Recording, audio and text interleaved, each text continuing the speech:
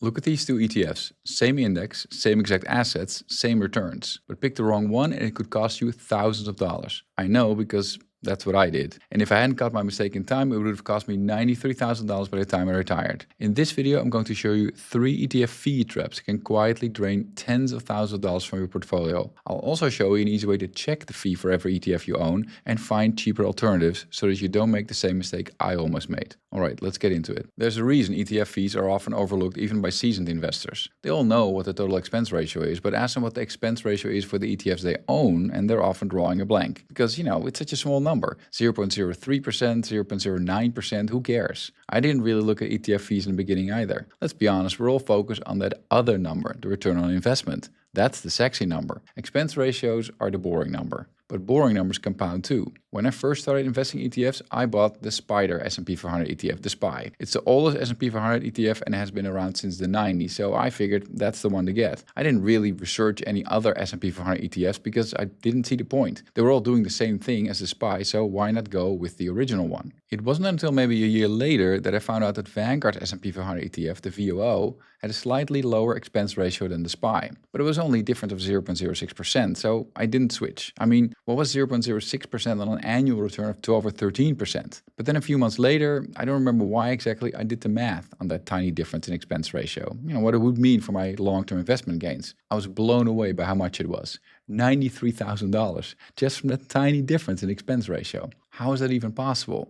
2 simple reasons: time and compounding. You see, just as compound interest progressively increases your returns by reinvesting your profits, so do annual fees progressively reduce your returns through negative compounding. The expense ratio is charged no matter what happens in the markets. And as your total invested capital grows, so does the total cost of the expense ratio in absolute numbers. If you invested $10,000, for instance, an expense ratio of 0.15% will cost you $15. But if you have $100,000 invested, it will be $150. And if you have $1 million invested, it will be $1,500. Now, those amounts may still seem small, relatively speaking, but it's money that won't be working for you anymore. And over time, the extra returns those missing dollars could have made for you really add up. Let me show you.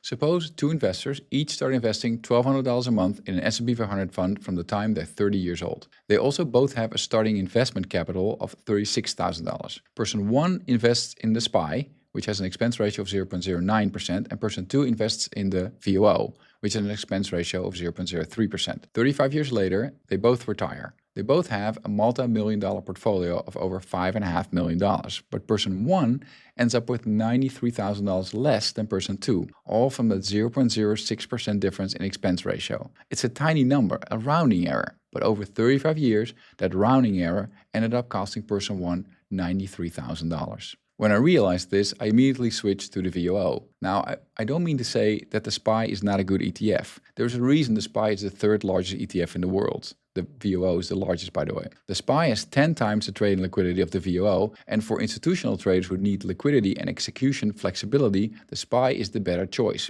But for buy and hold investors, extreme liquidity is not important. So for me, the VOO is the better choice. And that choice will net me $93,000 in extra profits by the time I retire. Now, once I realized how much of a difference the expense ratio can make in the total long-term return on investment, I started scrutinizing my other ETFs as well. This helped me cut down on fees even more, much more in fact. I haven't calculated how much more money this will save me over time, but it's a lot. All in all, I invested 3 different ETF fee traps where investors get charged a premium even though cheaper alternatives exist. The trap is always the fee, but the justifications are different. Let's take a look at each of them. The first trap is what I call the liquidity tax. I already mentioned that the SPY is favored by institutional traders because it has far more trading liquidity than the VOO. Institutional traders are willing to pay the extra fee to have access to this liquidity. But as a long-term retail investor, you are essentially paying for a feature you don't really need. Another example of the liquidity tax is the difference in fees between the QQQ and the QQQM. Both ETFs are issued by Invesco, but the QQQM is a smaller version of its older, more expensive brother, the QQQ, which is favored by institutional traders but also costs 0.05% more. There's often also a legacy component for higher fees of older funds. That is true for the SPY and the QQQ, but for instance also for BlackRock's EEM, which was one of the first emerging markets ETFs.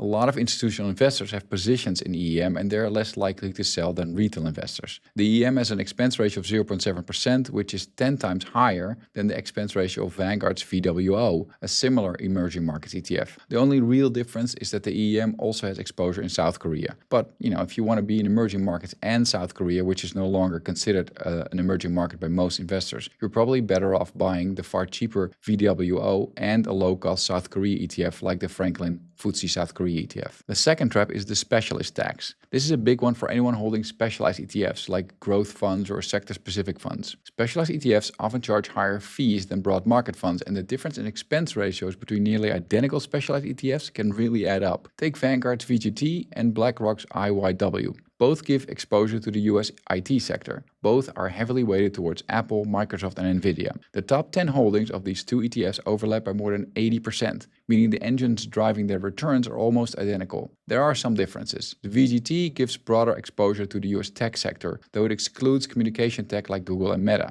It also holds more assets, around 300 versus the IYW's 140. But over the long term, their performance has been quite similar. Their expense ratios, though, are very different, because at 0.09%, the VGT is far cheaper than the IYW, which has a fee of 0.38%. I actually had a position in the IYW myself, but when I started taking a serious look at the fees, I switched to the VGT. I actually like the differences between the two ETFs, and the difference between the two expense ratios is quite high. I mean, put $50,000 in each fund and leave it alone for 20 years, and assuming an average return of 9%, the fee difference alone will cost you over $22,000. Same bet on tech, same big companies driving most of your returns. That doesn't mean you have to make the same decision, but it's certainly something to be aware of. Another example is the difference between Vanguard's growth ETF, the VUG, and BlackRock's IVW. The VUG's expense ratio is 0.04%, while the IVW charges 0.18%. Both funds are heavily dominated by the same tech titans. Their top 10 holdings are almost identical, but IVW is the older fund and thus holds more institutional money. It also has massive liquidity and a deep options market, but for the average long-term investor, that doesn't matter. The bottom line is that specialization doesn't have to cost that much extra. You can get targeted tech exposure for 0.1% and growth exposure for 0.04%. The more expensive specialist funds aren't necessarily better. Often they're just more expensive. So before you buy a sector or style ETF, pull up 2 or 3 alternatives that track similar exposure and compare their expense ratios. It takes 2 minutes and can literally save you tens of thousands of dollars over time. The third trap is the story tax. This is the most expensive tax of all. I call it the story tax because often what you're really paying for isn't an investment strategy, it's a narrative. Here's how it works. Every few years, a new theme takes over financial media. A few years ago, it was clean energy and blockchain. Today, it's AI, humanoid robotics, quantum computing, and cybersecurity. Every time a theme heats up, a wave of new thematic ETFs hits the market, promising to let you invest in the future. They're all actively managed funds, and they're all expensive, charging anywhere from 0.5 up to 1% per year. That's 15 to 30 times more than the cheapest alternatives that in many ways bet on the same developments. The story is always the same. This theme is the future and you need expert management to capture it.